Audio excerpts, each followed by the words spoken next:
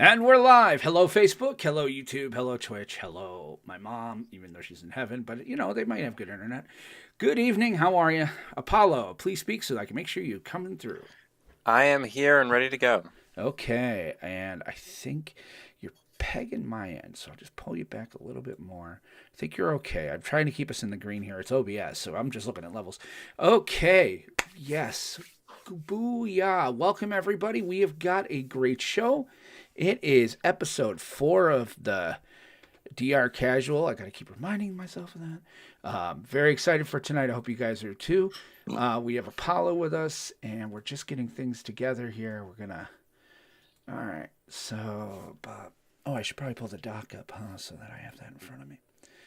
All right.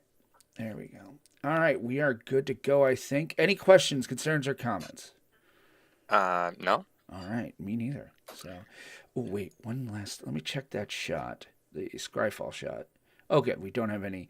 I realized the other day I did a stream for... I did a stream for Minecraft.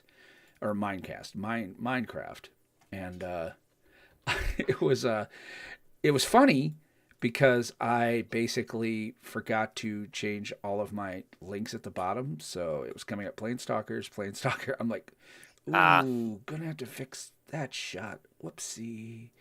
So, hold on a second here. I'm just fixing the shot on the Scryfall. Whoa, wrong way. Still too tight. You know what? I'm just going to leave it like that. 300, 150. Yeah, that's a better shot. All right. Good to go. Guys, this is what happens when you're just recording a podcast. All right. So here's what we're going to do, Apollo. We're going to go through. I've got the whole pre-show spiel. Untap. Are you drinking a beer? No, I'm drinking some pink lemonade out of a Tostitos jar. Oh, I'm totally going to bring that up. Okay. All right, so I've got my whole spiel before that. We'll hit untap. I'll untap a beer. I'll ask, how the hell are you? Go ahead and talk. You don't have to get into too much about your background. We'll do that in the beginning of Maine. You've listened to the show enough times. You know what we're kind of looking for. And then we'll hit this. So questions, concerns, comments, you can always ask for things outside because I can always edit later. But I'm going to record on my side. I don't think you need to record. Just talk again. Let me make sure that your sound is coming. Yeah. My sound is coming from my microphone. There we go. Yep, we're good to go. All right. So if you're ready, I'm ready. So I am ready to go. All right. We'll do this then. It's going to happen in 3, 2,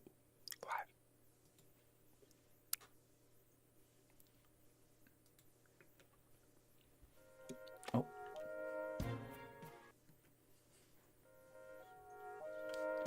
Greetings, salutations, and welcome to the Planestalk. Shit!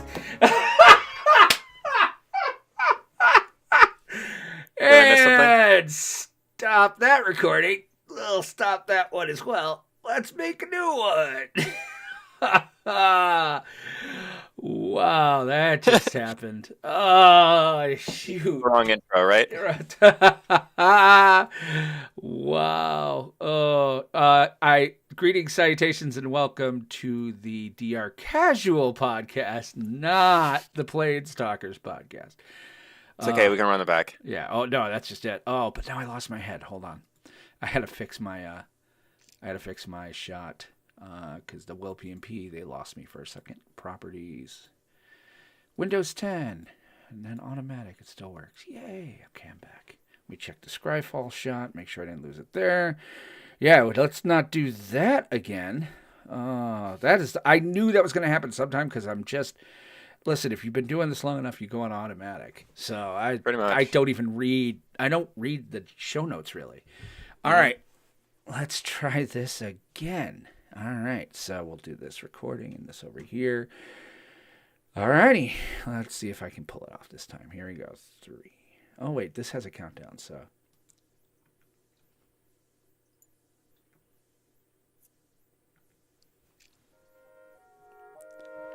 Greetings, salutations, and welcome to the DR Casual Podcast. I'm your host, Will, I'm so excited to announce this week, I'm joined with Apollo. Apollo, sir, how the hell are you?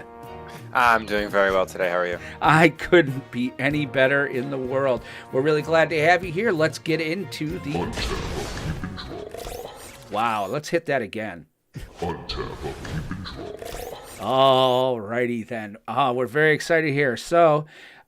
Before we get started, I want to remind you guys about a few things. We are a part, and very glad to be a part, of the Geek to Geek Media Network. This is a network of geeky podcasts and other content dedicated to promoting positivity and inclusion, as well as just showcasing some amazing things going on. They have a ton of great podcasts, content, articles, everything you could ever want. They love to talk about gaming. We've been talking inside the publishing channel about doing a little bit more pop culture, so I'm going to try to start to write a little more. You got to check them out, geektogeekmedia.com. You can't go wrong. Likewise, I want to remind you about our Tuesday Commander Craft show. It is our show where we play listeners like you using webcams, using spell table over internet for four-person Commander. This week, I think Kinetic won last week with Torbrin. So we've already got me, and I think Nick and Michaela are coming back to kind of see if we can take him out. Very excited for that. You can find that tomorrow night at 7 p.m., but we'll talk in Maine, too, towards the end of the show. There's going to be some scheduling changes going into the new year. But tomorrow night, you're going to want to come back to check that out. And otherwise, sir, it is still an untap, so I'm going to untap a single cut. This is a single cut Starship Double Dry Hop IPA, 7% alcohol by volume. So this should be fun. How the heck are you, Appollo? I'm doing well. I'm drinking some beautiful pink lemonade out of this Tostitos jar. Oh, well, that's fantastic. That checks off a few boxes. So that's amazing. So how the heck are you, man? I mean, if anybody's listened to Commander Craft, you've heard Appollo a few times. He's played in pretty much both of our extra live streams. Oh, look at this. We got Dilla back in the chat and Huertas and Parkman. This was great. So, Appollo, how's things been, man? What have you been up to? Anything new, exciting? Finally, I was a little bit unexpected. I got to go play my Heads I Win, Tails You Lose deck at my local card shop last week, and it was great. 14-level deck that, I'm just going to come in and play. What? We're fine. Yeah. The worst feeling, though, was I had the game in my hand if I had won the dies, the coin flips, and I lost 3 times in a row with Croc's Thumb on the field, which cost me the game. Yeah, that sounds like it might. Yes. Wow. Yes, Muertas. That's what Appollo looks like. So, guys, feel free to, screenshot this, put it up, look at him longingly. He loves that. I mean, he's got it. He's a wonderful eagle, as do I. You'll notice the new icon for the show has me prominently featured, but, with far better artistic rendering. Somebody's like, I wish you looked that good. I'm like, hey, that's enough. All right. So, yeah, it's been crazy, dude. It's the holidays. We took the oldest Christmas shopping over the weekend, and it was actually his dad's weekend, but he's like, I really need to go shopping. Can I go with you? So we took him yesterday, and it was really kind of cool. We braved Crossgates, which is the local mall here in the Albany area. And yeah, there is something cool about Christmas time in the mall. I actually love it. It's probably because I used to work retail, and as much as I hate working the mall at Christmas, I actually don't mind being in the mall at Christmas. Mm-hmm. But yeah, it was really strange. I was really amazed at how pissed off people looked yesterday. Like, it was really like, all right, when I go to the mall, especially if it's a Christmas shopping trip where I'm bringing people, listen, there's a Santa hat, and I had one. I was wearing an ugly Christmas sweater with a cup holder right on the belly because, well, frankly, I don't understand why we have to wait until Christmas time to wear clothes where we can put, our beer in a cup right on our belly. But in any event, I mean, I was decked out, and to the point where my best friend's daughter, when I sent a picture, because I put it up on Facebook, I got dragged into Bath and Body Works, which, no man ever wants to go in there. I'm just kidding. I'm not that misogynistic. But even still, I'm like, this is just, I feel wrong in here. I don't think I've ever been into a Bed Bath Beyond other than Bed Bath one Beyond time. is fine. They got cool stuff, especially that Beyond part. But the Bath and Body Works, it's like all these lotions and smelly stuff, and they're like, well, sir, we have a men's section. But if you've ever seen the movie The Jerk, it's literally like, it's this little shelf right here between the chiclets and the erasers. That's pretty much what you see, that's where you don't go to the Beyond part. You go to Lush. Yeah. They'll hook you up there. So, but it was weird to just see how miserable people were. but yet the people in the mall who are working there are like, oh man, you're like the first Santa hat we've seen today. And I'm joking with them. I'm having a blast. I'm like, Hmm. I'm in the mall. It's the week before Christmas. I am not yet older yet. So I don't turn 49 until next Sunday. So yeah, I mean I loved it, but it was amazing to me because it used to be I wasn't the only guy at the mall with a Santa hat and ugly sweater and being all zany and crazy. Like, but this year, I don't know if it's the economy, I don't know what, but people just seem genuinely like angry to be there. Hmm. So Interesting. yeah, it was an interesting time, I gotta say. But you know what? You're not here to hear me talk about my shopping trips. Why don't we go into upkeep here? We'll talk about what we're going to talk about tonight. So, um, we're going to talk a little bit. I'm going to let Apollo do a little bit of talking and let him give you guys his bona fides, which is what I like to do when we have our guest hosts. So, main one is going to start with a little bit of that. He's just going to tell you a little bit about where he's from, stuff he's doing. Then we're going to go into some light first look. I don't even want to call them spoilers or previews. These are things that came out of the Phyrexia All Will Be One stream they did last week. And we're going to talk a little about that. We have combat where I want to talk because some information came out. I want to talk about microsets and what that kind of means and the look it kind of gives Wizards and how we feel about that.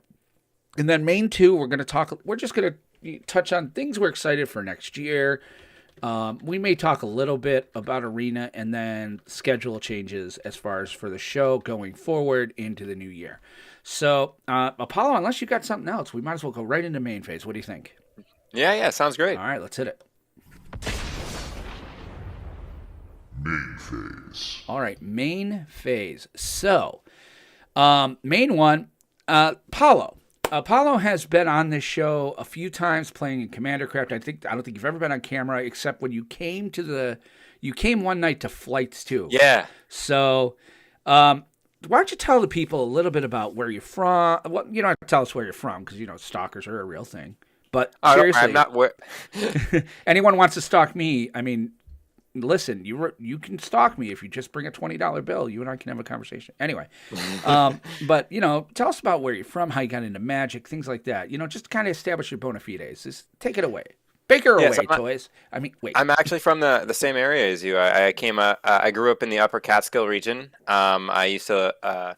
I went to college in Oneonta. That's where I actually got started into Magic. I didn't really know how I felt about Magic at first because it was just the card game that I was playing started dying, and they were drafting Amonkhet and Nice. Hour of Devastation. They were doing both. It was a dual draft of Amonkhet and Hour of Devastation, and I pulled my first mythic during that draft, which was a Nicobolus the God Pharaoh.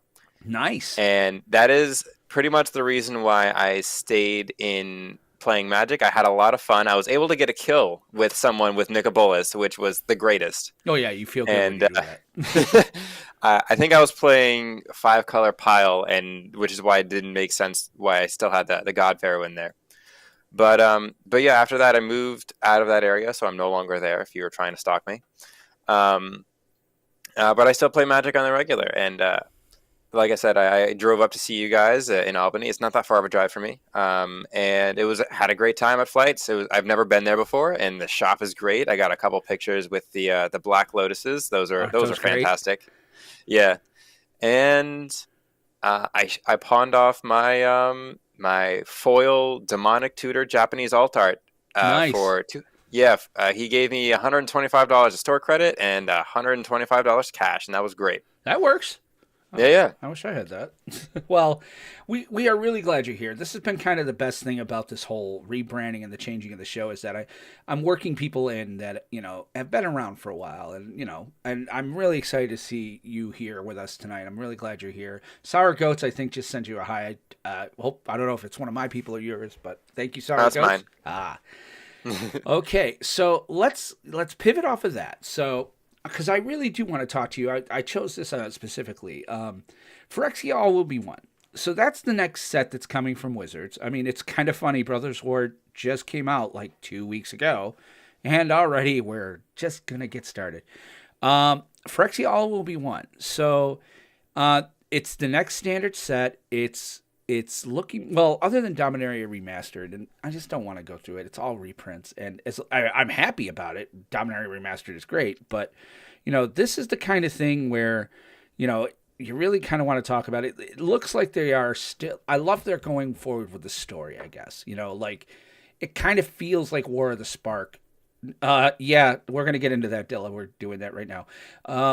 It kind of feels like War of the Spark in that it has that kind of excitement of like we're getting to the climax of this story that's taken a few years.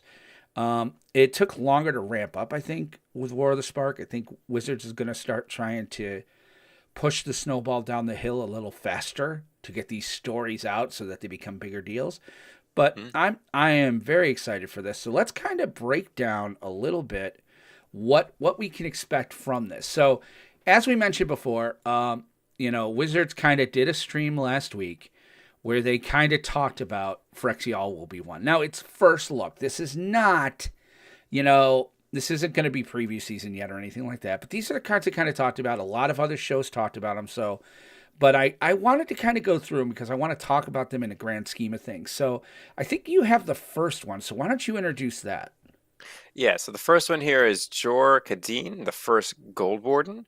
Legendary creep, red-white legendary creature.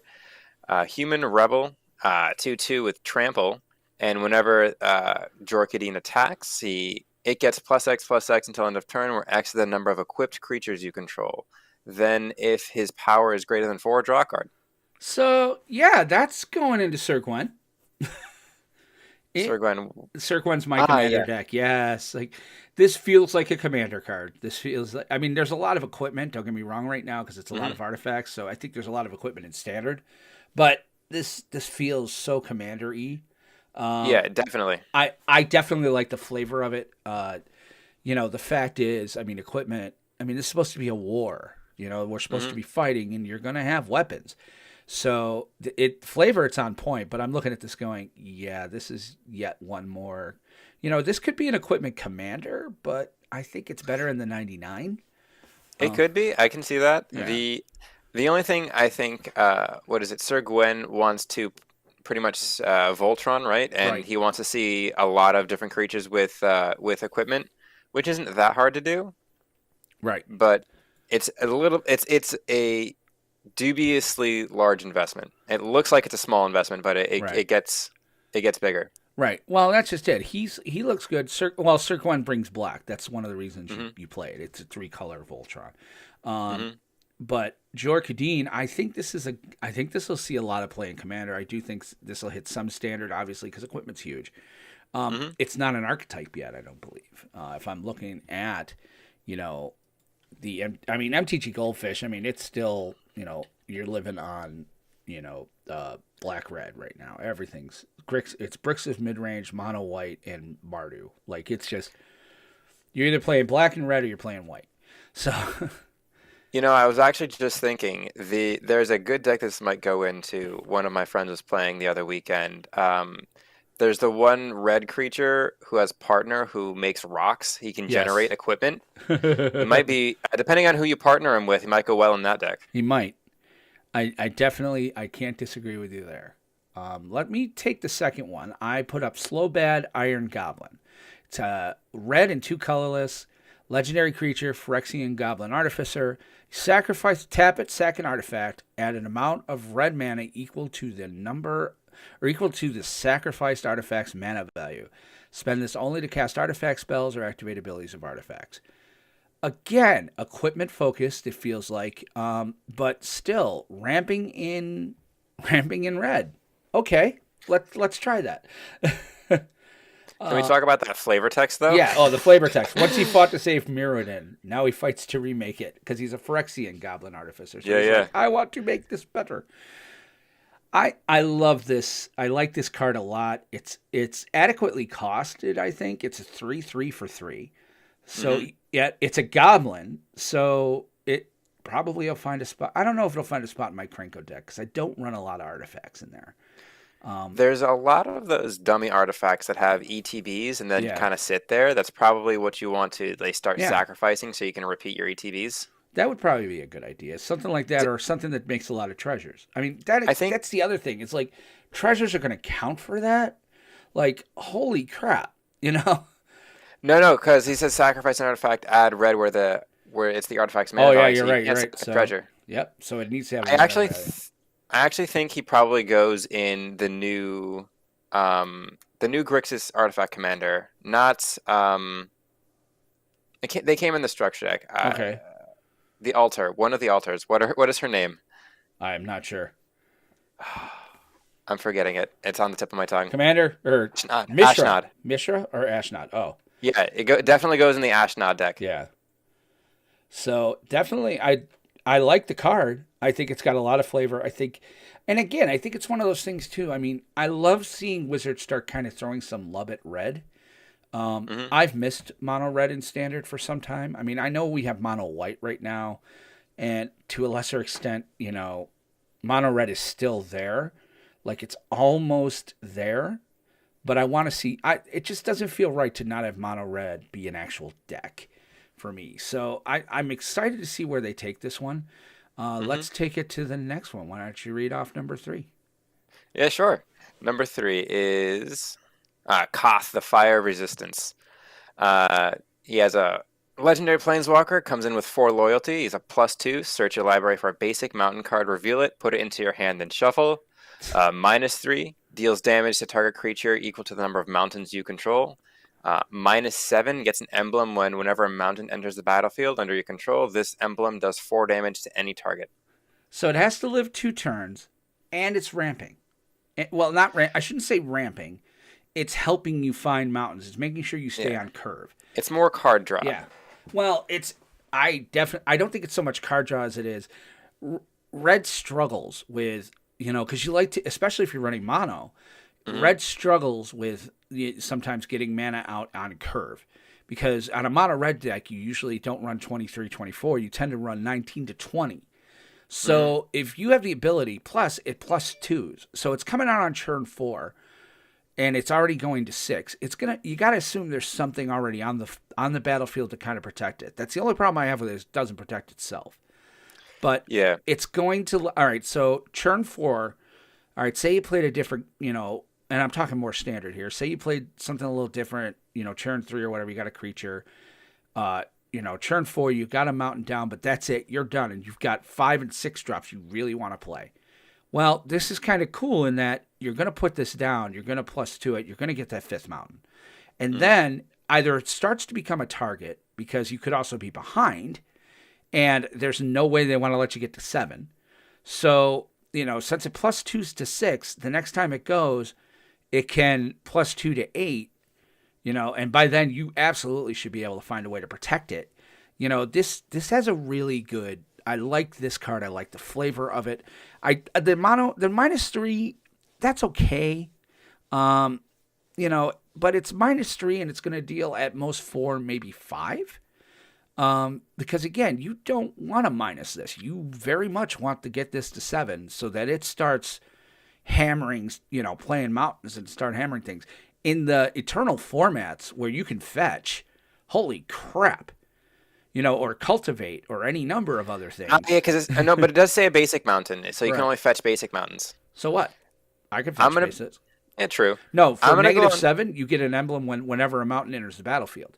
What I'm talking Yeah. is if you could get this to ultimate, which say you're playing red white blue, playing Jeskai. If you got Mhm. Oath of Teferi out, you play this on turn 4, which you wouldn't because you'd play Oath of Teferi on turn 4. But you get this out if you can find some way to hit this twice and set turn 2, be able to ultimate it the second turn, as you untap with it. Now you kind of can go off to the races. Any number of cards can get you mountains on the battlefield. Holy shit, a Blood Moon. Yeah. I think I'm on the side that it might be a little underpowered. I feel like if he was 3 mana, so just 1 red, and then came in with 3 loyalty, he'd probably be a little bit better. Just because then you can either treat him as a burn spell with his -3, or you could, it's still 2 turns for the +7, except now the cost is you have to sacrifice him for his -7. I feel like it's just a little overbalanced, if that makes sense. Right. I'll agree with Parkman. You play Gruul and Foreign collects him out in Ultimate. I'm like, Yeah, I can get yeah, that's behind pretty that. much what you do. I can get behind that. I think this is going to see some play. Now, we didn't talk too much. They did talk about For All Will Be One. They actually did talk about the Planeswalker situation. There are going to be 10, I think they said 10 Planeswalkers. 5 are completed, 5 are not. Yeah. So this is also almost, like I said, it feels kind of like a War of the Spark set. And they're going to be a varying, like this here, this is a rare. A rare Planeswalker for 4 with 3 things and an ultimate, they are ramping the power level. I mean, because it used to be a rare Planeswalker, this is a really good, I like this card a lot. I think this is going to see play in Standard. I don't know about Eternal formats. I can find a home for it in Commander. I mean, definitely goes in Vorinclex Gruul decks. I have to agree with that. Oh, 5 are completed by the end of the story, not necessarily in the set. Okay, thanks, Parkman. I misheard that. So even still, a 10 Planeswalker set. Okay. It does have that vibe with War of the Spark that has that, a lot of Planeswalkers. I think there was one more comment I had. Go for it. I forgot about it though, so we'll move on. Play the Jeopardy music. All right. All right, so I'm going to take the next one, and this, everybody's heard about this. It's a reprint. I didn't know it was a reprint. But what a reprint. Phyrexian Obliterator, coming back, 4 black. Creature, Phyrexian Horror, trample. Whenever a source deals damage to Phyrexian Obliterator, that source's controller sacrifices that many permanents. Yeah. Okay. So I've never gotten Phyrexian Obliterator to work. It's always been 4 mana, eats a removal spell. Yeah, it does kind of become a target pretty much when it arrives. Yeah, it either always connects face or it just eats a removal spell. Yeah. And it's still very for a standard where mono black is a fracking thing, where we have Liliana, where we've got Evolved Sleeper is seeing a ton of play. You've got Gix out there. You've got fracking Shieldred. All right, mono. They are pumping black. I mean, black is getting so much love right now. It's ridiculous. And sure, it's 4, but if only treasures weren't a thing. Yeah, I mean, honestly, and then you're gonna play in Golgari with a bunch of fight spells. There are that's exactly 5 what I was fight gonna go spells for right now. Yeah, you play Golgari with fight spells. Honestly, in mono block, I'm not sure if I see it that much in mono block because it definitely competes with the 4-drop spot with Shieldred and a couple others, and it's just not as impactful as those. But it definitely is. It's a solid card. To be honest, I think you take Liliana out. I think this play. I would replace Liliana with this in a heartbeat. Liliana the Veil? Yeah. I can see that. I really think this card. I think this card in standard. This is going to be a problem. Probably. I think we're going to see mono black become a problem. In that, it feels like the guy that used to love green at Wizards got fired, and the dude who's been loving black is now going crazy because he feels like he hasn't been heard for 4 years. Because it's just, holy cow. I mean, this is a real threat. In standard, this is a threat. I don't know if it was modern legal before, because I mean, I could see this having maybe not as big an impact in modern. But it was, I mean, as I understand it, it doesn't see a lot of play right now in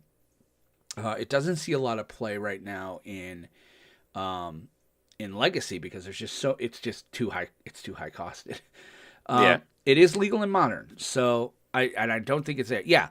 I mean, Meat Hook was, that really warped Standard. I'm so glad that's gone. But yeah, I would like to see. I think this is actually going to be black's going to be a problem going Yeah, forward. I think it will be definitely. Red is definitely going to have a problem with black with Phyrexian Obliterator because Yeah. all of their removal is damage based. Yep. So again, it's just when you think we're gonna get a mono red deck, Wizards finds a way to say screw that. So all right, why don't you take the next one? Sure. All right. This is one of my favorite new cards that was released. Blue Sun's Twilight. Blue X. Gain control of target creature with mana value X or less. If X is 5 or more, create a token that's a copy of that creature.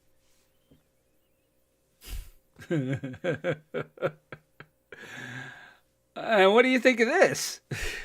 I'm not sure how well this will work in Standard, but I very much love this in Commander. Oh, this is freaking ridiculous in Commander. Yeah, One of my friends. yeah. Oh, Go on. sorry. No. Yeah, one of my friends made a valid point. It does compete with mass manipulation, but honestly, in that respect, it's just another copy of it. Yeah, exactly. It's kind of you get a second copy, and the token is a thing. Obviously then, and the token is really, I mean, the token is actually the biggest part for me because okay, sure, if you copy a legendary, yeah, one of them's gonna fizzle, but if you copy a legendary with a freaking brutal ETB, Yeah.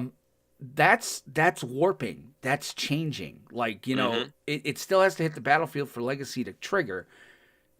That's a big deal. I love this card. I think you're right. I don't know how much. It'll probably see some play in Standard because a mono blue is also a thing right now. Mono blue tempo, which is playing Delver Secrets, the Haughty Djinn, things of that nature. I could see where being able to add this in, it was kind of the one thing Tempo didn't have, which was I'm going to take your creature and play with it. Yeah.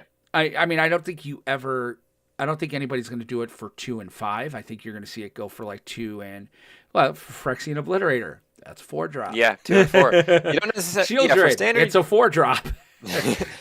I think for the sake of Standard, you don't necessarily need to copy the creature. Just taking it is a big tempo swing. Right. Well, then again, hold on. Let's think about that too. I would, you still could create a copy in that gain control of target creature with mana value X or less. Okay, so even if you're taking a 4-drop, I'm still going to pay 5 to get 2 of them. That's an interesting way to look at it in that, okay, so there are some pretty powerful freaking 4-drops out there. And if I have some way to be able to make 2 of them on my side of the board, okay. Yeah, definitely. So I think this'll see play in Standard again. I don't know about Modern. You would put this in probably in a blue or an Azorius type of commander. Hell, overpay, take the Kikijiki and copy it. Oh no, definitely this goes into a Magnus Oceacane deck. Oh, this is so much fun. Yeah, this is you're gonna see this in a lot of command. This is kind of probably more a commander card. It might even become a staple. But I definitely love it. I'm for it. I'm here for it. And finally, since you knew we were probably gonna talk about this one, let's talk about Elish Norn, Mother of Machines. I got feelings on this. All right, Elish Norn, Mother of Machines, a 4 colorless and 1 white legendary Phyrexian Praetor. We knew this was coming. Vigilance, and if a permanent entering the battlefield causes a triggered ability of a permanent you control to trigger, that ability triggers an additional time. Thank you very much. So 2 Panharmonicons. And then, but the second part is really the kind of, it's like, and permanents entering the battlefield don't cause abilities of permanents your opponents control to trigger. So it's like a targeted Hushbringer. Son of a bitch. Yeah, no, I think they really hit the flavor on this one. I really like it. I've been noticing a lot of the Praetors have been give and take. I feel like the red one being the weakest, but this one I really enjoy. I do. I think the green, black, and white. I mean, I think she's probably the biggest and best one out of the. I mean, I love Shieldred. All right, it's a great card. Yeah, I hate playing against it. But I think she is. And here's the thing: I think Esper just got. I mean, between Jin-Kataxis, her. Imagine a deck with Jin-Kataxis, her, and Children. It's basically the name of the deck is called "Piss Off Your Friends" deck. Praetor Tribal at this point. I mean, it. I'm not angry that the card is here, and it's kind of going to lead us to combat. But Elish Norn, I think it's perfectly 100% flavorful. She's appropriate. She's appropriately costed at 5. I mean, I love what she does. I do love that she's not hexproof. She's not indestructible. Yeah. This dies to removal, and there's plenty of it. But still, this comes on the board, turn 5. I mean, that's just it. Wizards is definitely, they've kind of amped up standard to the point of like, you know what? We want you to finish your games within 30 minutes, not 60. Yeah, definitely. I agree with one of the chatters. It's definitely an easy splash. They probably could have put a couple more white pips in there. Yeah, I think, because aren't the other ones like I think they've all been one. No, it was Shieldred 2, right? Shieldred is double black. Yeah. Vorinclex is double green. That's red interesting. one, the red one is single red. And Jin-Kataxis is double blue. Yeah. Yeah, so I think she should have been at least double white. Yeah, I do. Yeah, that's probably true. That may be a thing. Like I said, I think you're going to see. I don't think you're going to see Praetor Tribal. I think somebody will try to do it from a meme perspective. But I think you're going to see. I think Esper right now. Esper midrange is one of the top 5 decks out there right now. I think Esper midrange is about to be a thing again. If not Esper control. Like this shuts decks down. This amps your deck. Forget about it. It's gonna be. I would say right now that this is gonna be seeing every format will see this probably because she is so low costed. I think you could see this in Modern. I think you'll see her in Legacy. I mean, she's a Panharmonicon. It's a second Panharmonicon, and again with a Hushbringer. So I don't see why not. Urbrask is 3 red. You're right. Herbrask is 3 red. So she is the only one who's 1 pip. So I do believe she goes in stacks too, which would be kind of annoying. Just piss me off right now. And let's talk about her a little bit because I do want to kind of trigger. I'm not going to move to combat. I realized we did different combat, but she is also getting 5 variant versions. I don't have one of them on the screen, but I showed the other 4. She's getting the Phyrexian text. We knew that was coming, but then there's like a foil text, and then there's like a gilded type of foil text, and then there's an oil slick, and it's. Yeah, there's what do you call that? Wallet fatigue. There's definitely a lot of different variants for that can come out. I probably only want one. I don't play white very often, right? But and that's just it. I'm fine with getting. On one hand, the plus side of this is this. I think the Elish Norn basic version that we just had on the screen is. I mean, it'll still be a $15 to $20 card. Yeah, but it'll be in packs. It'll be a chase card, but it'll be around. It's going to be easy to get. The fracking and then to have Wizards during the stream last week, I thought it was fantastic that the guy who's supposed to be talking about this.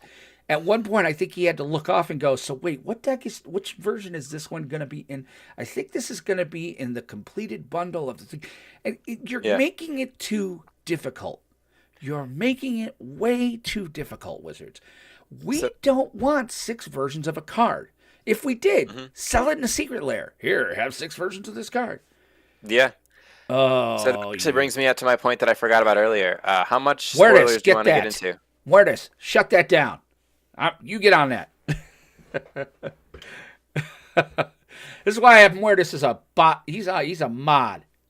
Get it. All right, go on. All right. How much spoiler territory do you want to get into? Get into as much as you want. As much as you want? It is. There is one thing that I am kind of excited for, which is a cool variant. The Planeswalkers, from my understanding, from what I hear, are all getting a manga Phyrexian art, whether or not they're going to be completed or not, which I thought was going to be cool. I do believe, I'm not sure if it's confirmed or not. I've heard it in the whispers of the spoilers, but if it Okay, is true, I'm excited for it. I agree.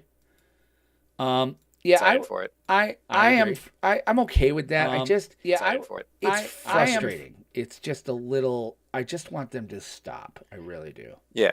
You can have a little bit of variance, and I like that. Yeah. But like when there's 12 different copies of one card, what's the point? Yeah, and it doesn't make any sense at all. There's no reason for it. Um, I think Wizards, you're going way too overboard right now with all of this. It's like dial it down, dial it back. Let's focus on making a good set. Again, I get having a chase card, but also if I were somebody who was big into prospecting of magic cards and stuff, I'd be annoyed with this. Which Hmm. one do I go for? How am I supposed to know which one's going to be like the super ultra major monster rare? And then and then if I just get one of the not so super major monster rares, it's kind of screwing them up a little. Yeah. So, I mean, I don't think it's going to make standard affordable park me because I don't think they're. Here's the actual thing. I don't think they're going to raise the amount of Elish Norns in decks and in packs. I think they're just going to sprint. This way, they get to sprinkle it and print fewer Elish Norns of each type. They'll be like, yes, Yeah. we printed 16,000 Elish Norns, and there are 5 different types. So it's 4, 4, and 3. Done. And whatever. Math is not my thing. That's for blockers. I would like to see them kind of.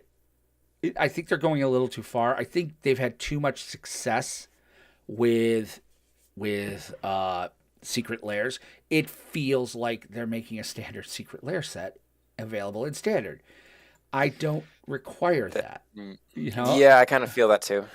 So it's just my feeling, my thinking on that is, hey,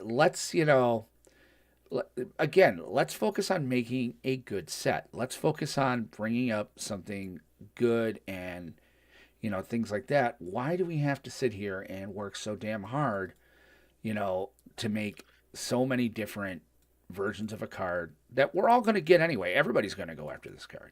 So I don't know. That was just my thinking on it. But it kind of speaks a little bit to Wizards' business practice of late. And we've Hmm. beaten that dead horse so many times that I mean I don't want to hit it again.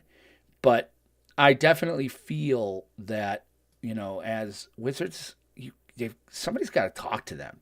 you know, somebody got to have a talk with them and say, hey, about things you're doing. you know, uh, it's not going to make me want to buy the Phyrexian bundle or the completed bundle. It really doesn't. I mean, Yeah. because I have a real problem with the completed bundle in that it feels like you're trying to get a holiday gift bundle now year round. So I almost don't want to buy that because I don't want to buy that because I don't want you guys selling that from now on because that's Yeah. what it's going to turn into. It's going to turn into, well, if we could, why sell bundles for $40 when we could sell them for $70? And you know what? I like getting a bundle. I like having the box. I like putting my cards in the box. It's a good way to keep your bulk. They're not. That's good. It's a bundle. I mean, they've been chipping away at it for the last 15 years. The fat packs were the great thing, and then they started chipping away at that. They made the bundles, and then they chipped away at that even further, and they made them set boosters, and they only give you 8. And it seems like they're always trying to find a way to chip away at it. But Yeah. I've always liked that. I always thought that was, but I was also somebody who used to buy the starter packs like they were my job, back in the day. So at the end of the day, I just would like to see them do something different. But I mean, it also kind of speaks to their business practice. So, I mean, unless you got something else to say about it, we can pivot into the next step and next set. Oh wait, sorry, not that. But I mean, it's up to you. You got anything else you want to say about the set? Yeah, so I kind of agree with a lot of the points you just said. I actually stopped buying a lot of gotcha sealed product. I've been kind of focusing on the Commander pre-decks that, the things that I know exactly all the cards that I'm getting and buying singles. Right. Because I'm kind of just tired of just opening packs and not getting what I want.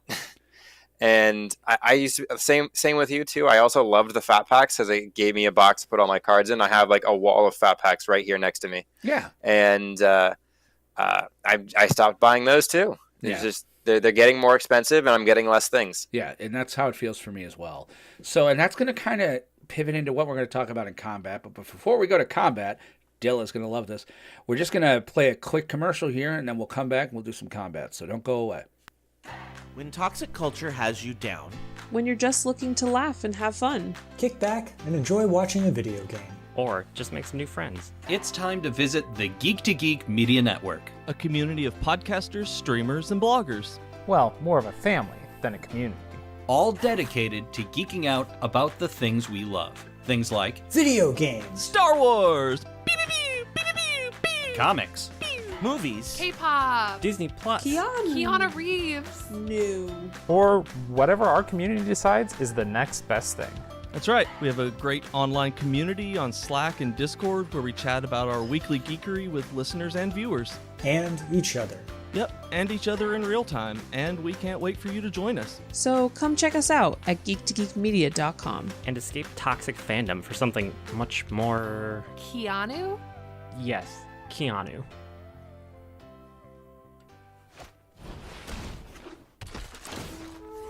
Combat phase. All right, combat phase. We actually had combat. All right, so I want to talk about something that came out last week. This isn't so much dealing with, Phyrexia will be one or anything like that. This is actually dealing with March of the Machine. In that's a set that comes after, like in April. One of the things they're talking about is, and they talked about it earlier, is that March of the Machine, they're going to make a second, they call it an epilogue set. It's called March of the Machine, The Aftermath. And at first I was all for it. I was like, okay, it's 5 sets. You guys are kind of moving standard to 5 a year. Whatever, sure. But now a lot of the fireside makes sense because I have a feeling this is what they're going to be referring to as part of this. And yet it's not what they were referring to. So March of the Machine, The Aftermath. These are going to be, it's going to be a smaller set. I don't know about print run size. If the print run size is the same as everything else, F you Wizards, I'm going to be tempted to cancel everything I'm doing with this podcast and pick up freaking Marvel Snap.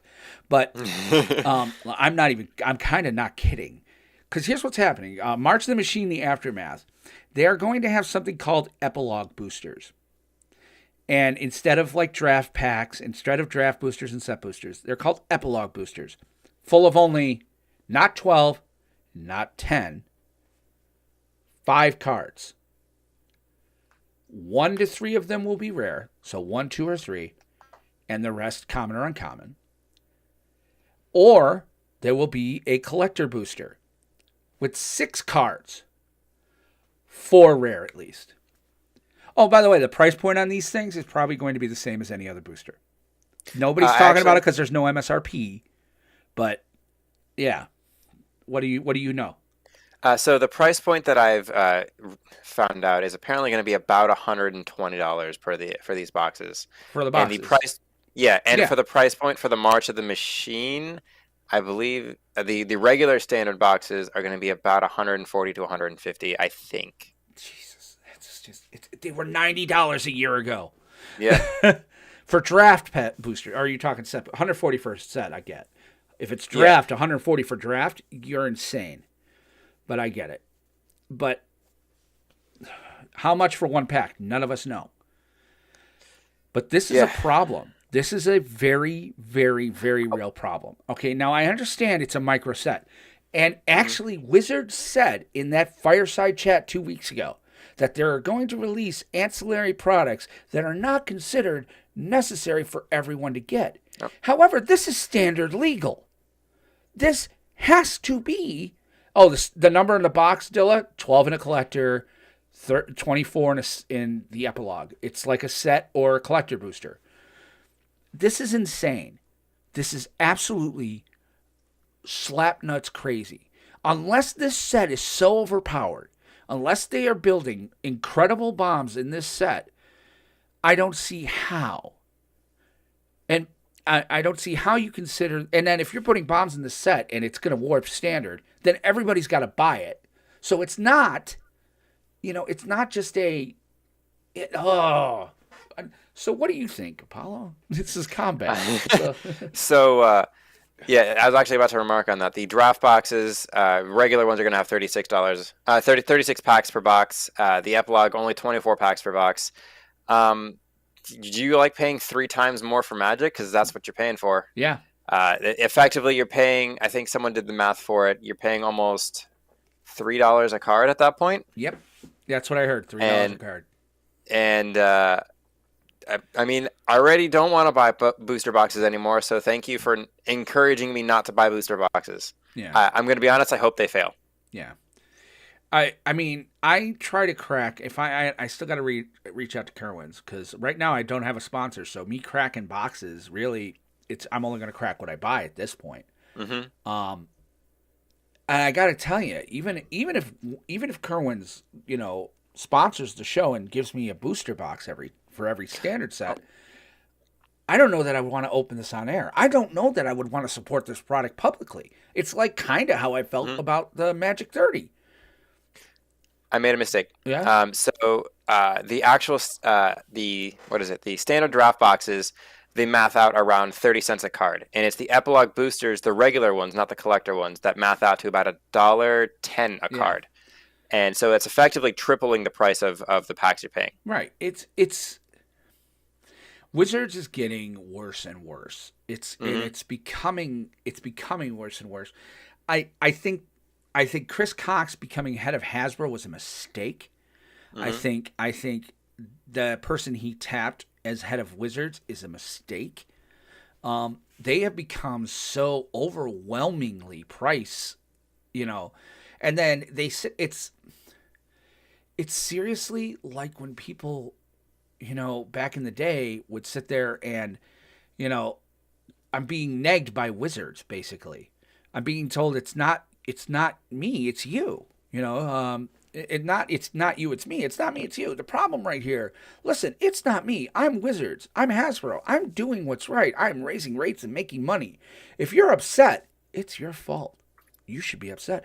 Not every product's for you. Why are you buying every product? How stupid are you? How dumb do you have to be to buy every product? We don't want you to buy every product. We want you to only buy the products that interest you. But they know. They know what they're doing. Listen, there are people out there, and I'm not one of them, and I'm thankful for that. But there are people out there. This is the problem I've always had with the Arena Open.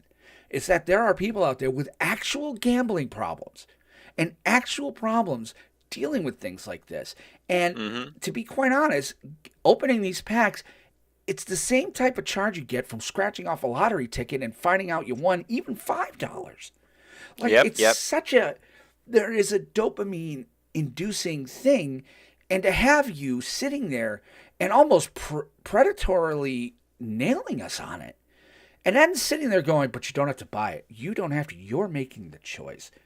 So you need to take some responsibility for your own actions. It's literally how they've been talking. And it's so frustrating to me because that's not it. And that's not what Wizards used to be.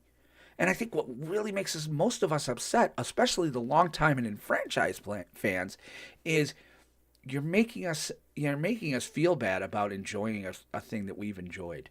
And you're making us feel bad for patronizing your product. And it just keeps getting worse, and it's going to keep getting worse until I think Hasbro really does just want to ride this into the ground now. I really That's what it's feeling like. I think there's slim pickings on the freaking back of the nuclear weapon from that old movie there with Peter Sellers, and he's riding the damn nuclear weapon down and raving his head like, yeah, let's go. I mean, it's just. It is seriously, it feels like Wizards is just doing that now. And I'm saddened by it because I love this game. I made a podcast. And when things changed, I continued the podcast and I've continued playing. I love this activity.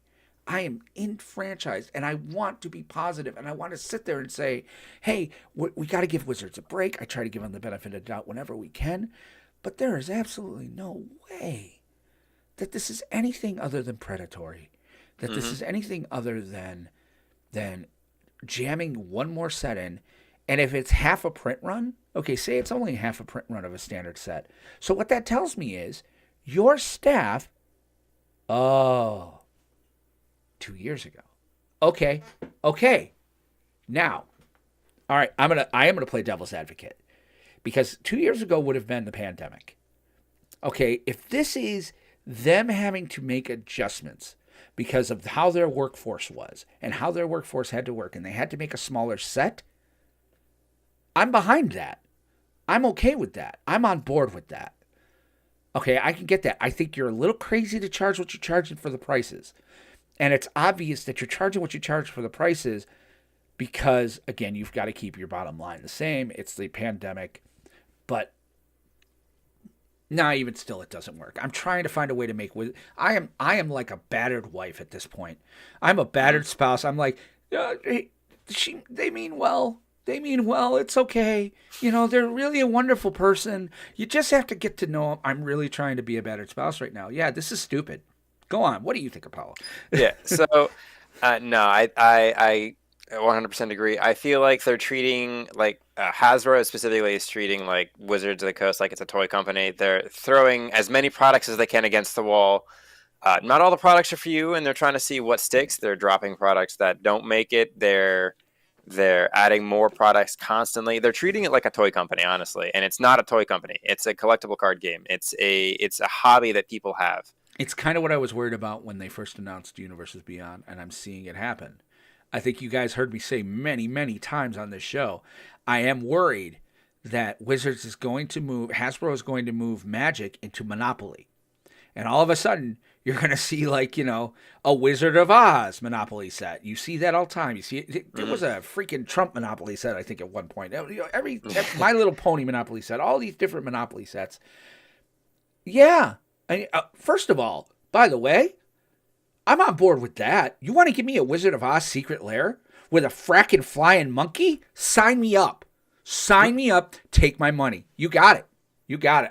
I'd love that. Are you kidding me?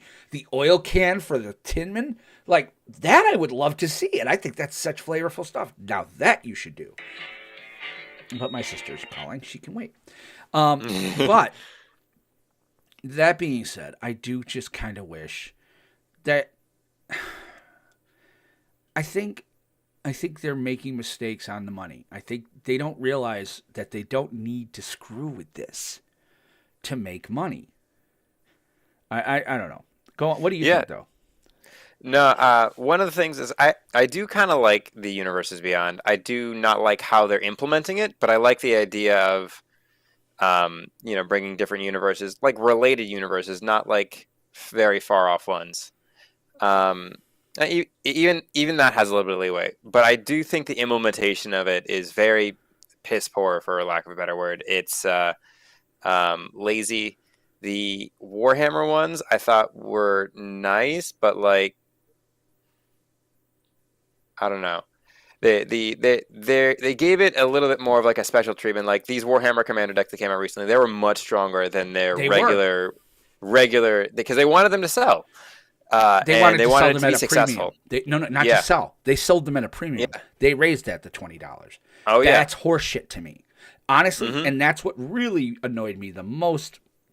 The most out of that was you charged me a premium for this product that is going to warp Commander. And it does. There are cards in there that are hitting in almost a lot of Commander decks. They were really powerful. They were really, really good stuff.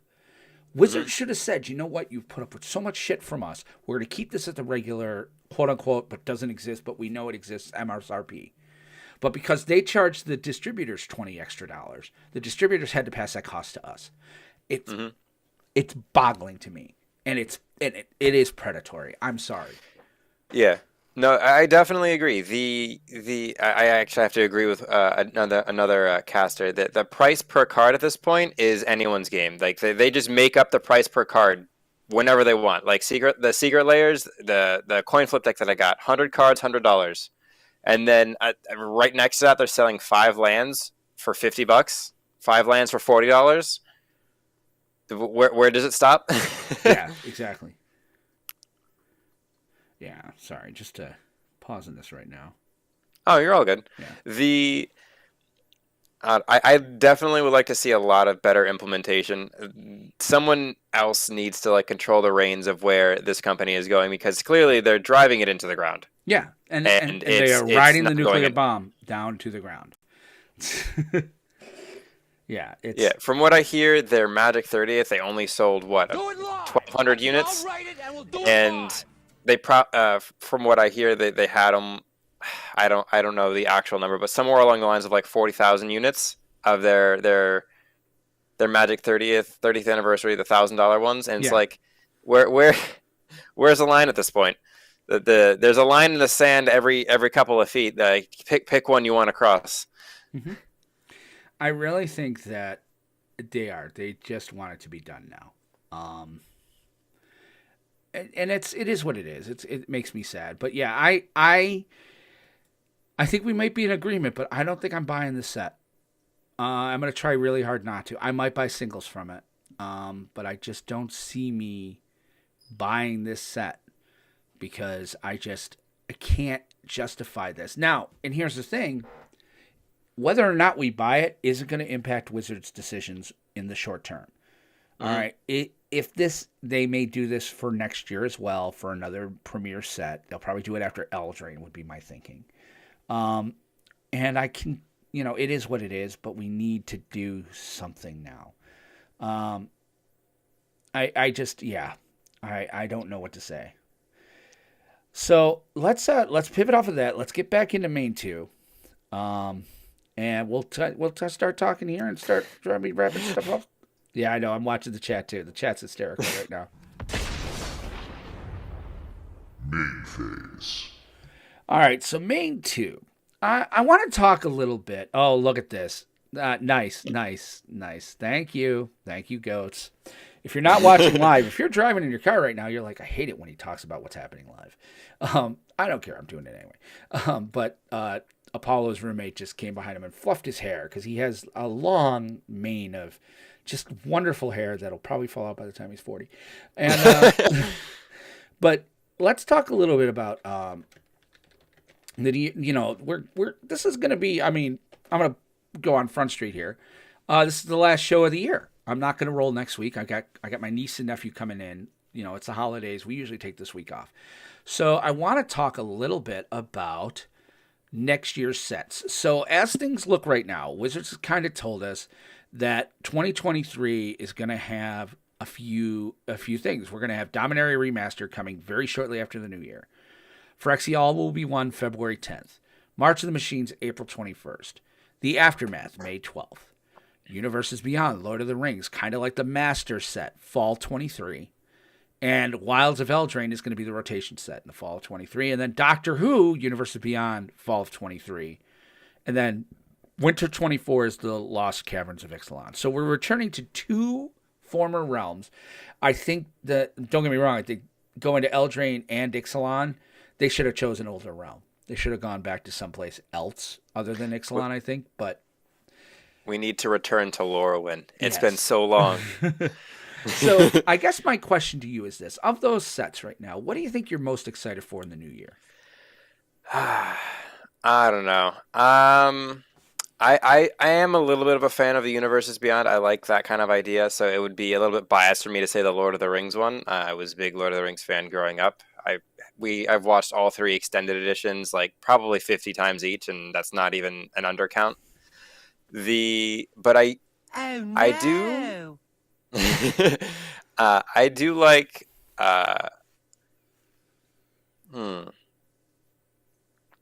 I had to pick one regular set, I do like the Phyrexian LW1 coming out, but again, I'm probably just going to buy the singles that I want. I was always a fan of Infect, even though I've never actually played a deck with Infect in it. It's coming back, and it's coming back, as well as Toxic is coming back too. Toxic is new. Yeah, I'm going to be well. The Doctor Who set, guys, is kind of like the quote unquote Commander set next year. It's going to be 4 Commander decks, but they're also going to have boosters, and they're also going to have a secret lair associated with it, which I'm all for. You give me a Doctor, you give me. I mean, obviously. Oh no, no. Oh shit! You know what they're going to do? Companions. You know they're going to have companions. Oh god, they're going to have companions. No, we should let that mechanic die. I think all of them have been banned. Are you a Doctor Who fan? I actually am not. Okay. Not for any particular reason other than I've never seen any of it. The name companion, okay? The Doctor always travels with and that's what they call them, a companion. It's usually the human point of view character. Yeah. There's going to be, you can't, I mean, chat, let me know if you think I'm crazy, but I don't see how you make a Doctor Who set without companions. They'll probably be a little bit less powered, but yeah. I could see a Doctor set. I could see a Dalek Commander deck. I could see a Cyberman Commander deck, and I'd love to see a Silence Commander. And again, I get it. You know, you don't get it, so I'm looking forward to that. But I'm actually, if I'm really being honest, I'd like to see them really hit Eldraine. I really would. I think Winds of Eldraine. I feel bad because you could tell if you listen to any of the other like Mark Rosewater content, and don't get me wrong, I'm one of the first ones to nail Mark Rosewater against the wall, man. I mean, that guy, I got problems with Mark Rosewater, but I mean, if you listen to any of his stuff, and especially when he was talking about like Eldraine, you could tell that was a passion project for him. He was like, he really thought the fairy tale idea and the fairy tale and the Brothers Grimm and all that stuff, he's like, that could really make an interesting, flavorful set. And it did, but it was so damn overpowered that none of us liked it. We were all just pretty much like, you've warped Standard for 2 years, you son of a... And again, I think that's a mistake that they made. They should have put Eldraine at the end of a rotation, not at the start. But, and be that as it may, I'd like to see them hit Eldraine out of the park. It'll be the first set after all of the, all of this March of the Machine. Phyrexial will be one. Which I guess is probably why they're doing things like Eldraine and Ixalan, because those are kind of one-stops. Those aren't really... You don't really go there to kind of start the story again. You kind of go there to kind of cleanse your palate. So yeah. I'm hopeful for Eldraine. I am looking forward to the Doctor Who, because I'm a Doctor Who fan. I am a sci-fi nerd. I could give 5 craps about Lord of the Rings. I loved the books. I read the books as a kid. I liked the movies. I saw them in theaters. I saw the extended edition. I felt the extended editions were a little masturbatory, but that was my own personal opinion. The fact that the Return of the King had 64 different endings that took an hour of the movie itself was something that I had a problem with as far as filmmaking goes. But in any event, I understand why people love it, and I understand its place in pop culture and the fact that we wouldn't have magic and Dungeons and Dragons without Lord of the Rings. So I think it's fantastic that they're making a set. I don't think it should be modern legal. Oh, it's modern legal? It's modern legal. That's interesting. Yeah, well, no, it's not. It's called We Want to Introduce Rotation to Modern, because we're now big fans of introducing rotation to eternal formats. But yeah, But I'm going to stick with it. I think I'm going to go with Eldraine. Second to that is the Doctor Who set.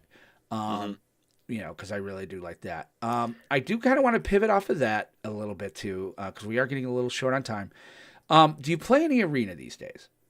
Me, I haven't been. I do dabble every now and then, but I really haven't been playing Arena that much. Listen, I've been beating up on Arena now. I mean, back when this show was the former show, we beat up on Arena like it was our job. Okay, you would think we were getting paid per punch, because it was predatory. And really what did it for me was when they forced me into, if I wanted to play all old cards, and in Historic they forced me into Alchemy. I had a problem with that. They fixed that with Explorer. Okay, I love that. I have been enjoying Explorer. I'm having a blast with it. I've streamed a little bit on it. I'm going to stream a little bit more over the coming weeks. I've really enjoyed it. So I'm going to put this out there that, you have to be careful. You don't want to fall into the predatory practices. So again, if you were on Arena for a while, you want to stick in the Explorer. You want to stick in that pool for a little bit. Because you can build up wins and things of that nature. Because you pretty much can make a deck, if you left around the whole alchemy time, you can kind of come back and you'll have competitive decks without a lot of the stuff that's come out in the last year. Now, you will need some of the lands, some of the spells you're going to need, but that's what you use your wild cards for. Don't buy the wild card packs. Don't buy packs if you can help it. No. If you want to level up and you don't mind and you're able to, the Mastery Pass is not a terrible thing just because I'm getting more free packs and things of that nature. I'm kind of like making an investment. And I'm actually having fun, again, in Historic Brawl. I have to deal with alchemy shit. I get that. But I am having fun with it because I can play slivers. And they gave me the first sliver. So, hey. But, yeah, or not the first sliver, Sliver Highborn. But, yeah, I just want to say that. Like, I'm going to talk a little bit more about Arena as time goes on because I am playing it again. So that's going to be kind of a part of the show. I do think if you got out of Arena during Historic, it's coming to holiday week here in America. Hey, you know what? Load it back up. Maybe put it on your phone. Log in. Make your old standard deck a Historic deck. See what you can do to kind of jam it up. Look at MTG Goldfish. Look at any other sites out there that you can. I think you can have a little bit of fun.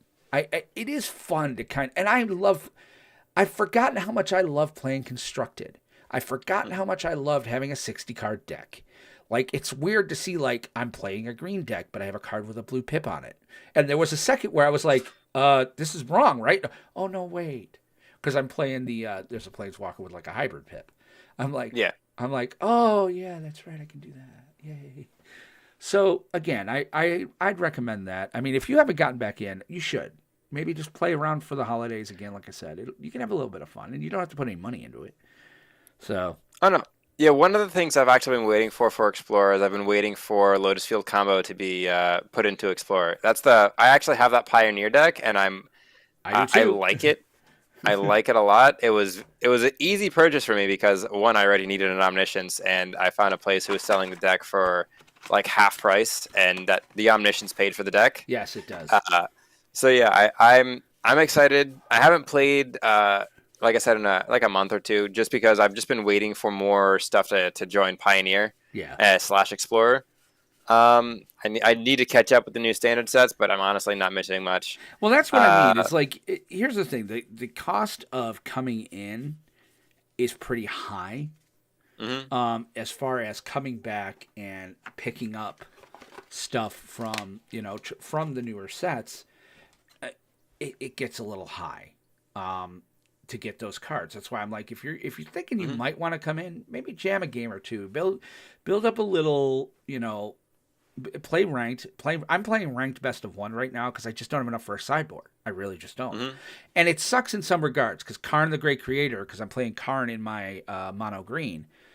Karn has a problem because there's something to know too. If you're playing best of one, you only have 7 cards in your sideboard. Yeah. So yeah, that's a problem for me. But what are you going to do?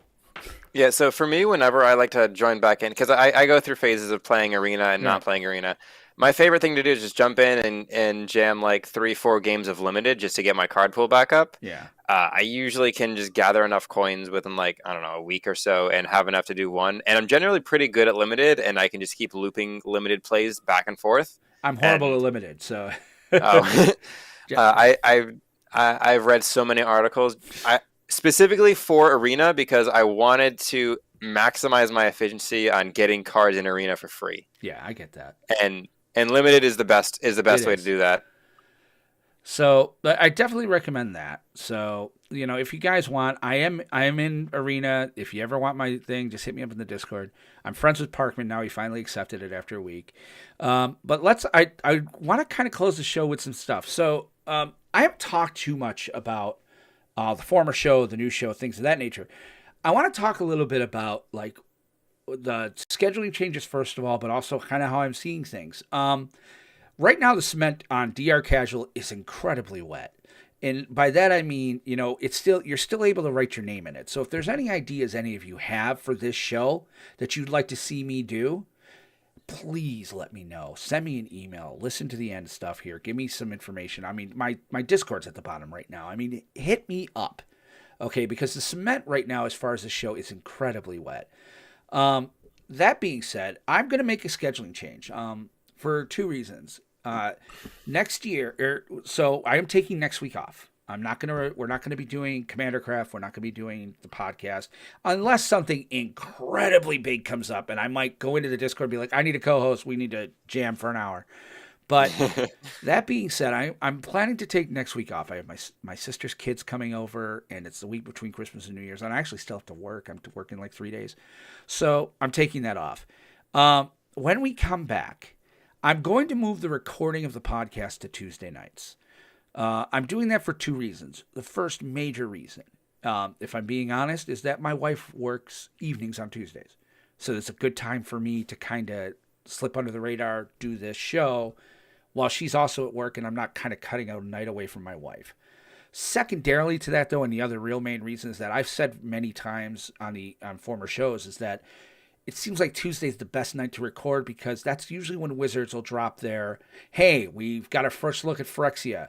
We've got our first look at the next standard set. We're going to launch the standard set. We're launching preview season. They almost always launch it on a Tuesday. And by the time we record the podcast on Monday night, things have been out for 6 days. Any previews we do, you've probably seen a million of. I'd like to kind of maximize our potential, so I'm moving the podcast to Tuesday nights. So recording will happen Tuesday. I realize I'm losing Parkman on that. That sucks. Any night you're not playing, dude, I'd love to have you sit in. But I that's what we're doing. And so since I'm moving the show to Tuesday, I'm going to move Commander Craft to Thursday. Again, kind of the same reason my wife also works Thursday. But also I kind of like, we've been doing this Monday, Tuesday thing for a while now. And I feel like we don't have enough time between the shows to kind of build up interest. You just get a podcast, and then I usually get it out Tuesday morning, and now you got to watch Commander Craft. That's a whole lot of me in 48 hours. So I'd like to kind of separate that a little bit. Thursday feels better. So we're going to move to Commander Craft to like the Friday Eve Spectacular. All right, so we're going to start doing Commander Craft on Thursday nights. Not this, we're still doing tomorrow's Commander Craft. But starting in the new year, it's going to be a Tuesday and Thursday thing. How does that sit with you, Apollo? I mean, me, yeah. I'm always good in the afternoons. My schedule is generally free. Because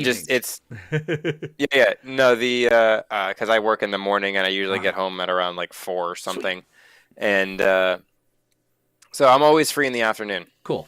Well, and again, guys, the cement is incredibly wet. I'm trying things out here. I've told like people, we have this producer room in the Discord. I've talked about it before, where I've told people, I'm like, hey, because people are like, well, I don't know about this and I don't know about that. I'm like, listen, these first 3, 4, maybe even first 10 shows, I'm kind of looking at as kind of beta shows. We're going to find our way through this. And see how the new show's going to look. I'm liking the rotating co-hosts. Obviously, eventually, we'll probably want to land on one, but I might work more to have a third seat in that instance. So things that we're looking at coming down the road. But right now, we're in this like beta thing because we're all kind of learning how this goes. So I really appreciate you guys staying with us, staying with me. Listening to the podcast. I mean, I've seeing download numbers actually going up for the first time in about 6 months. So, I mean, I really just appreciate the eyes and all that. And it's the end of the year. So, again, I can't thank you guys enough for just the incredible year you've given, me and the patience you've had and the changes to the show. We took that hiatus and things of that nature. Thank you so much for just sticking with us. I am starting the Patreon back up in January. So, things are going to go there because we are going to have some things, but I'm also going to rearrange. I'm going to start working some more perks into the Patreon. So that's kind of where we're going with that. Apollo, any thoughts on that before we close things out, or? Scheduling change doesn't necessarily affect me that much. The only day I'm not free is Saturdays because that's the day I go play Commander with my friends. And well, don't worry, I have a wife and kids. I try to do too much on a Saturday, and I'm literally going to get shot. So yeah. So and then, but yeah, no, it sounds like it's good. It sounds like a good way forward. I don't mind co-hosting at all. It's kind of fun. Well, it's good. Yeah, we'll have you on again for sure. Any other thoughts before we hit the end step, or? Yeah, no, I'm good. I think we had a solid show today. I do as well. All right, let's do that then. Let's go. End step. All right, and as we're rolling up our play mats and putting our cards back in the boxes, taking our pizza box over to the trash, because damn it, your mother still does not work in this Rite Aid drugstore, we want to remind you guys that we have an awesome Twitch channel where we stream all sorts of content. I've streamed Minecraft on there this week. I've streamed Arena on there this week. Look up the Benson MTG channel on Twitch, and there you're going to see all the shows we do on both Magic and other geeky games. DR Casual MTG is coming, but I got to wait 2 more months until I can take that name. So, in any event, you're going to see the shows we do on Magic and other geek games. So go to Benson MTG at Twitch. And if you'd rather interact with us in a more real-time fashion, have good conversations, meet other people, like-minded people, join our Discord at discord.drcasualmtg.com. There's so much going on in there. We have great conversations. When we get back to Win-A-Box tournaments, when we get back to other type of content, that's going to be a real source of that. If you want to get into Commander Craft, that's where you got to go. Discord.drcasualmtg.com. If you want to find us on Twitter, you can find our show at drcasualmtg. Finally, follow us on Facebook, facebook.com/drcasualmtg. Don't forget about our playcast that we do Tuesday this week, but then moving to Thursdays. Commander Craft, we play Paper Commander live. Tune into all of our channels tomorrow at 7. And finally, you can send me an email if you'd like. You can either email me at podcast@drcasualmtg.com or will@drcasualmtg.com. But Apollo, any last thoughts before we pile out? Magic is a fun game. I would not like to see it die, but damn, Wizards is trying to kill it. Really, they are. So let's do that. Again, I want to say thank you to all of you for hanging out with us tonight. Thank you for being here. Please have a wonderful holiday season, no matter what you celebrate. Please have a happy new year. Stay safe out there. Enjoy yourselves. We will be back in 2023 with more content. I will have little gaming content here and there. I'm still going to be opening some secret lairs, which I'll be doing right after this. You can find out more, any of our sites there. Go to discord.drcasualmtg.com. But for Apollo, this is Will Benson saying thanks again for being listeners. Thanks for sticking around and reminding you to keep some of your mana untapped because you never know when you need it. Take care. Have a great week, and we'll see you soon. Bye-bye. See you next year.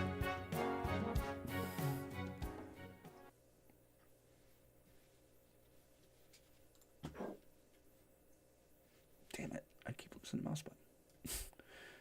There we go. Podcast is done. All right. Hour and 17 minutes. Not bad. Jake could be excited.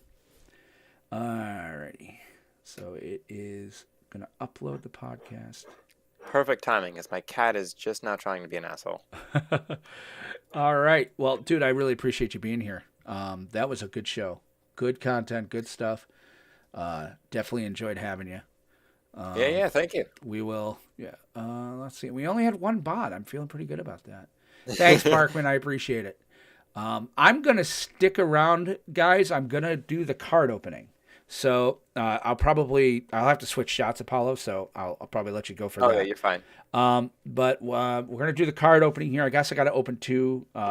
Keep my wife in your thoughts, guys. Her aunt passed away this morning. We found out last night that she was sick near the end. So that's why I was like, well, we won't be opening a card tonight because I have to make sure my wife's okay. So I'm going to open 2 cards tonight, 99 and 98, but I have been enjoying the hell out of this thing. You guys can't see it, but, this secret lair, like opening a card a day, that's been fantastic. A whole lot of fun. So, yeah, dude, I'll have you back on again for sure. Yeah, good audio. Your headset's actually really good. Usually headset audio is kind of crappy. I'm very impressed, so. Yeah, this headset is brand new. I use the worst one when I'm just playing with friends and whatnot, and my partner likes to use this one. But I've had no issues with this audio, and all my friends saying it's better than my usual one. So it's a great purchase. It's awesome. Like a cheap $30 headset that you can get from like any Staples. Nice. Well, dude, have a good one. We will catch you later. I am going to end the call, and you have a good night, sir. Thanks again. All right, you have a good night as well. Thanks for having me. Bye-bye. Guys, stick around here. We're going to be doing some... Oh, my gosh, there's 2 of me. Whoa, it's 2 of me. Here, let's change my shot here and turn that mic on. So, hold on. I'm going to change my shot here so that it's the more... I think that's the one, right? Yes. You can't see me yet because I have to change...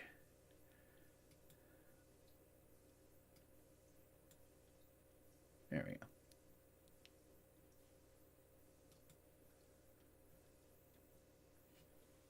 You can't see me yet. And I will turn this mic off. There we go. All right. There we go. I'm just waiting for this thing to catch up.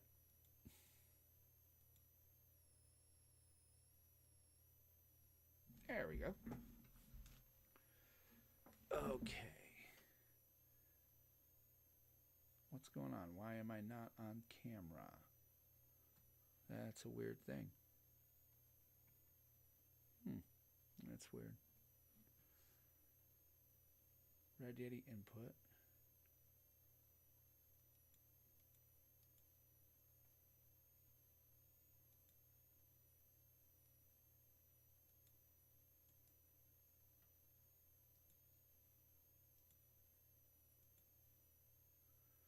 Sorry about this, guys. I have to capture. I have to change my capture. For some reason, it doesn't like it. Probably because the Zencaster was taking over the, what do you call it? So, video capture device, XSplit VCam, hit OK. Huh.